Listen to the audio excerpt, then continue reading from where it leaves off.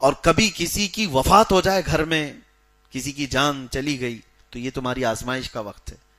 کہا گیا ہے کہ اللہ تبارک و تعالیٰ فوراً فرشتوں کو بھیجتا ہے، اس گھر میں جاؤ، دیکھو اس کے بھائی کا انتقال ہوا، بہن کا انتقال ہوا، ماں کا یا بھائی باپ کا، وہ لوگ میرے بارے میں کیا کہہ رہے ہیں.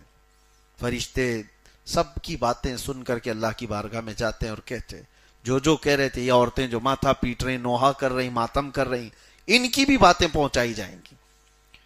جو یہ کہتی ہیں کیا میرا ہی گھر ملا تھا اللہ کو، معاذ اللہ رب العالمین. یہ کفریہ الفاظ ہیں، آدمی کافر ہو جاتا ہے.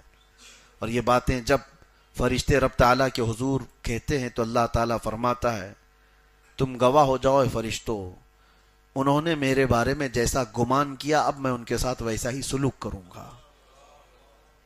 دوسرے کچھ وہ گھر ہوں گے جو صبر والے، استقامت والے. فرشتے ان گھروں سے بھی جا کر کے اللہ کی بارگاہ میں یوں کہیں گے کہ رب تعالیٰ ان کے گھر میں ان کے بھائی کی موت ہوئی، ماں کی یا بیٹی کی، کسی کی موت ہوئی، لیکن ہم ان کے گھر گئے تھے تو وہ صرف اتنا کہہ رہے تھے انا للہ و انا الیہ راجعون. ان کے ہاں شکایتیں نہیں تھیں. تو رب تعالیٰ فرماتا ہے فرشتوں تم گواہ ہو جاؤ، ان کے گھر سے میں نے ایک جان لیا، اس سے بہتر نعمت ان کو ان کے گھر میں عطا کروں گا. ان کو نعم البدل دیا جائے گا. بیماری پر بھی فرمایا گیا بیمار بندہ کیا کہتا ہے، فرشتے سن کر اللہ کی بارگاہ میں عرض کرتے اگر صبر و استقامت کی باتیں کر رہا تھا تو رب تعالیٰ فرماتا ہے فرشتوں اس سے بہتر خون اس کے جسم میں دوں گا، اس سے بہتر گوشت اسے عطا کروں گا. بیماری، یہ صبر اور یہ آزمائش کے وقت ہوتے ہیں. یہ ہمارے لیے بولنا بہت آسان ہے، پریکٹیکلی بہت مشکل ہو جاتا ہے. موت کے بعد قیامت تک ہماری موت ہوگی، مرنا ہے، اور اس کے بعد قیامت کے دن اٹھنا ہے. اس پر یقین ہے کہ نہیں ہے؟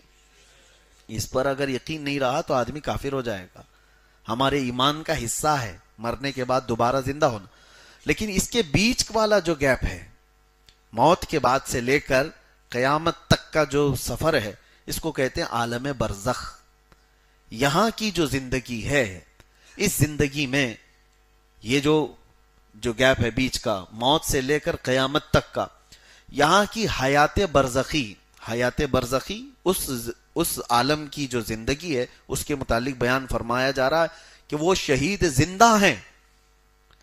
اب یہاں پر ایک سوال اٹھتا ہے کہ بعض لوگ اس چیز کو ڈینائی کرتے ہیں یوں کہتے ہوئے کہ ہم جب رسول اللہ کی زندگی کے بارے میں کہتے ہیں میرے آقا صلی اللہ تعالی علیہ وسلم وفات کے بعد بھی زندہ ہیں، حضور کی موت کے بعد بھی آپ صلی اللہ علیہ وسلم زندہ ہیں، تو وہ یہ کہتے ہیں کہ بھائی یہ برزخ کی زندگی ہے، برزخ کی زندگی ہے.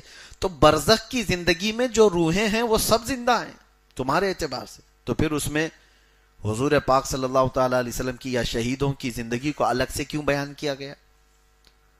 اگر موت کے بعد سے لے کر کے قیامت تک کی جو برزخی زندگی ہے اسی کے بارے میں قرآن اگر کہہ رہا ہے تو اسپیشل کہنے کی ضرورت کیا ہے؟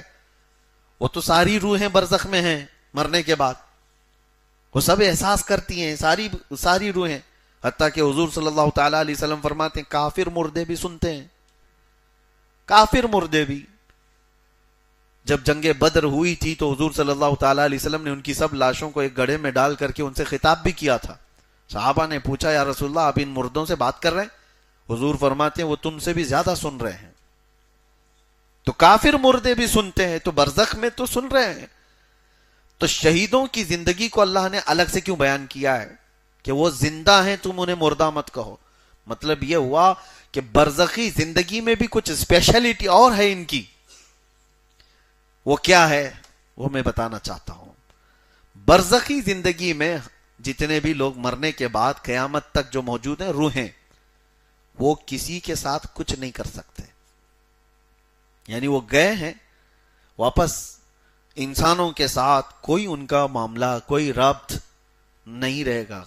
وہ دیکھ رہے ہوں گے، سن رہے ہوں گے. اس کے بارے میں تو حدیثیں ملتی ہیں کہ کافر مردے بھی سن رہے ہوں گے، دیکھ رہے ہوں گے، لیکن تمہارے ساتھ کچھ کر نہیں سکتے. سمجھ میں آ رہی بات؟ لیکن جو شہیدوں کی زندگی کو اللہ نے فرمایا ان کو مردہ مت کہو، مطلب یہ ہے کہ وہ عام مردوں کی طرح وہاں نہیں ہے، بلکہ وہ عالم برزخ میں اس حالت میں ہیں کہ اگر تمہیں ضرورت پڑی تو تمہاری مدد بھی کر سکتے. ان کی اسپیشلٹی یہ ہے کہ وہ کچھ اور زندگی کے ساتھ جی رہے ہیں. یہی زندگی کے قائل اہل سنت و جماعت ہیں کہ میرے آقا صلی اللہ تعالی علیہ وسلم اپنی وفات کے بعد بھی زندہ ہیں. زندہ ہیں کا مطلب عام لوگوں کی طرح برزخ میں زندہ نہیں، بلکہ حضور کی خصوصیت کچھ اور ہے کہ وہ دیکھ بھی رہے ہیں اور سن بھی رہے ہیں، اور ضرورت پڑے کسی کی تو مدد بھی کر رہے ہیں.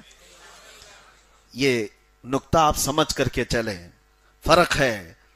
اور اس کے بعد رب تبارک و تعالیٰ فرماتا ہے، یہ بہت اہم چیز ہے، آپ سن کے جائیں، وَلَنَبْلُوَنَّكُمْ بِشَيْءٍ مِّنَ الْخَوْفِ وَالْجُوعِ وَنَقْصٍ مِّنَ الْأَمْوَالِ وَالْأَنفُسِ وَالثَّمَرَاتِ.